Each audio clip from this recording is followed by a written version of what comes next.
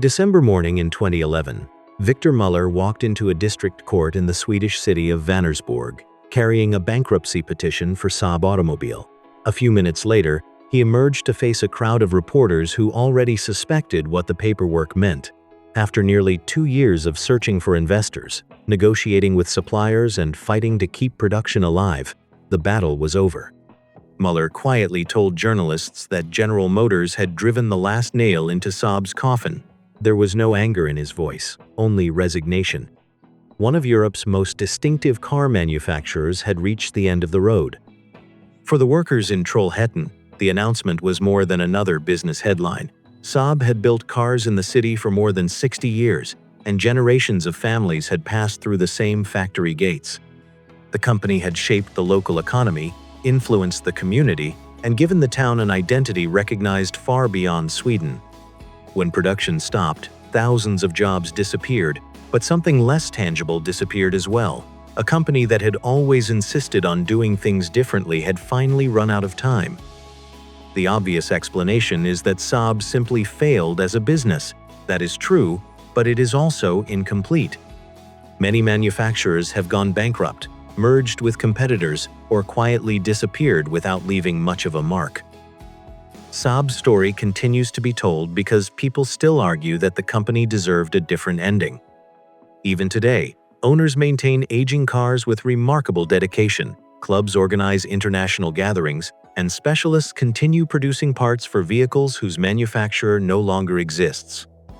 Few brands inspire that kind of loyalty years after production has ended. To understand why, you have to go back long before Saab built its first automobile. The company was founded in 1937, not to make cars, but to build aircraft. Europe was becoming increasingly unstable, and Sweden wanted to strengthen its ability to defend its neutrality. The government authorized the creation of Svenska Aeroplan Aktiebolaget, a new aerospace company dedicated to designing military aircraft for the Swedish Air Force. The name was eventually shortened to an acronym that became known around the world, Saab. Throughout the Second World War, the company developed bombers, reconnaissance aircraft, and military technologies that demanded precision engineering. Designing aircraft required a very different way of thinking.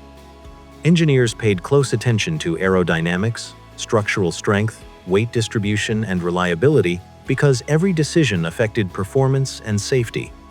Those principles became deeply embedded in Saab's culture.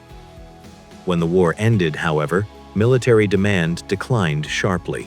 Saab suddenly found itself with a modern factory, a highly skilled workforce, and far fewer aircraft to build. Management needed another product that could keep the company operating in peacetime. Someone proposed manufacturing automobiles. At first glance, it seemed an unlikely transition. Building aircraft and building family cars were completely different businesses. Most companies entering the automotive industry hired experienced designers and engineers from established manufacturers. Saab chose another approach. It trusted the people who had spent years building airplanes. The team responsible for Saab's first automobile became known internally as Project 92, and its members approached the task with remarkably few preconceptions. Of the 16 engineers assigned to the project, only 2 held driving licenses. Rather than seeing that as a disadvantage, Saab benefited from the absence of conventional automotive thinking. These engineers were not interested in copying existing cars because they had never spent their careers designing them.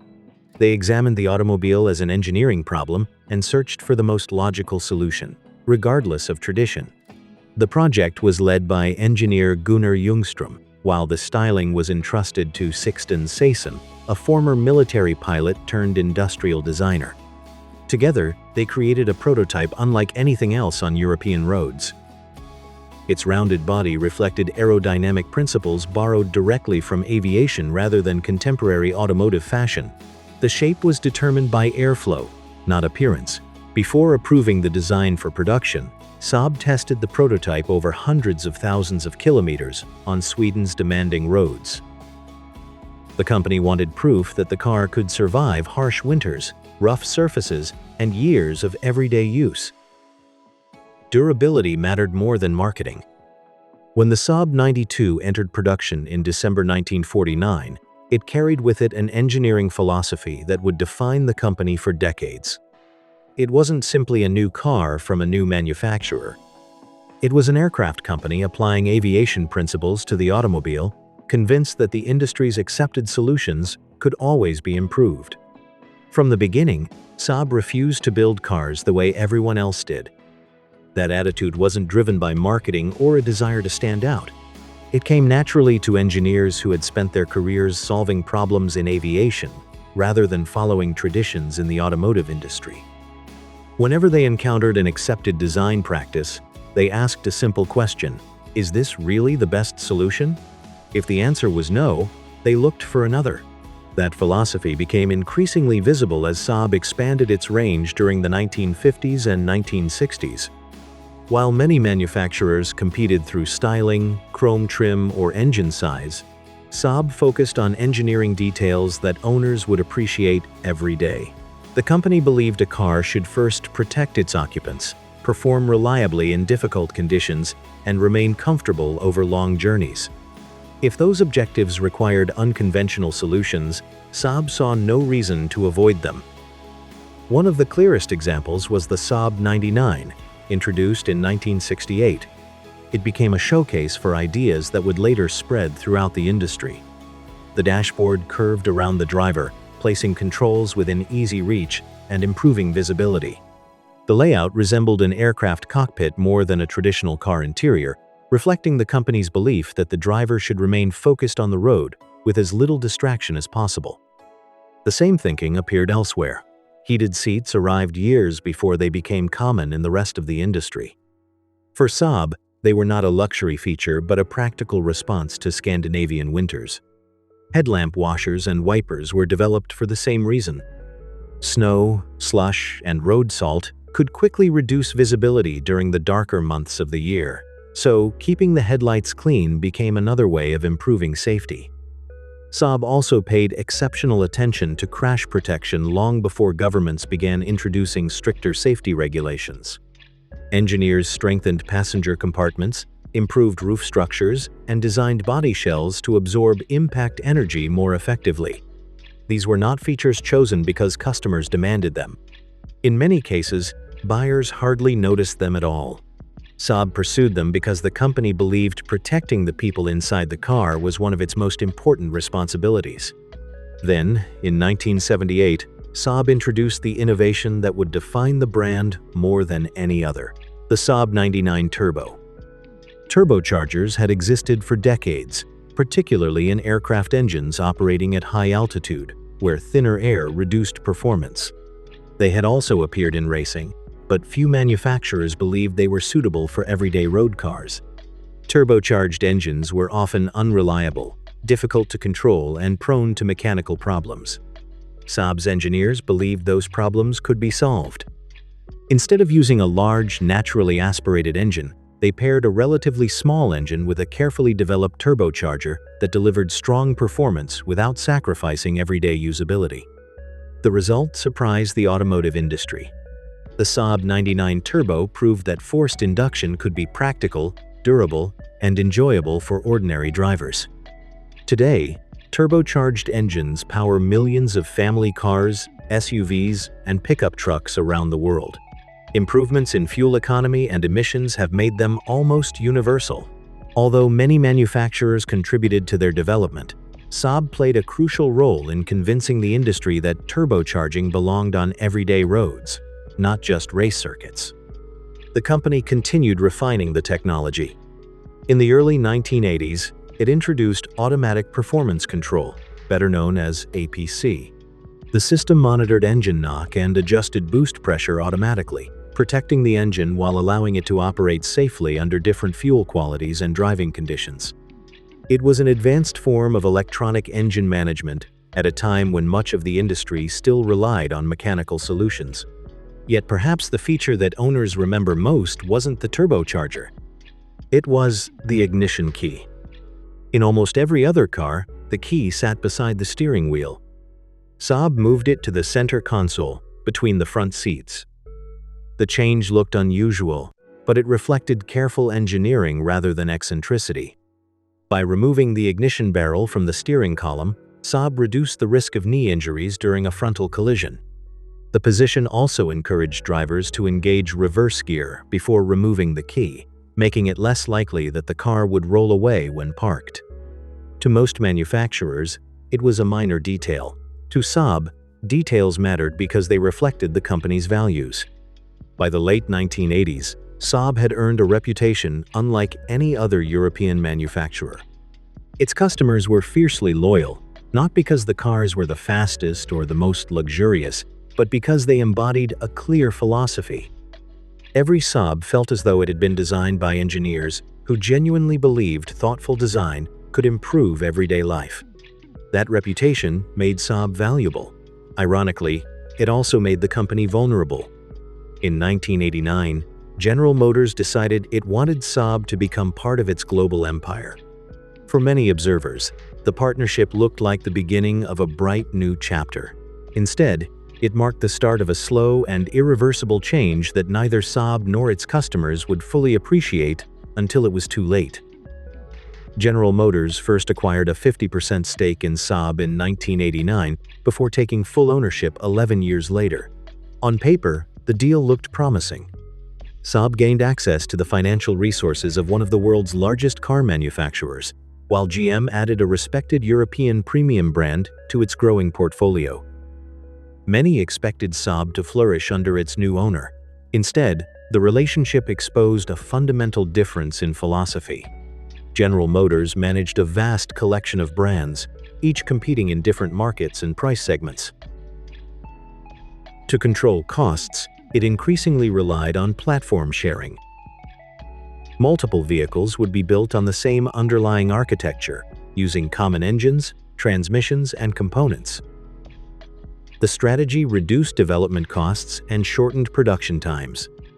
From a business perspective, it was difficult to argue against.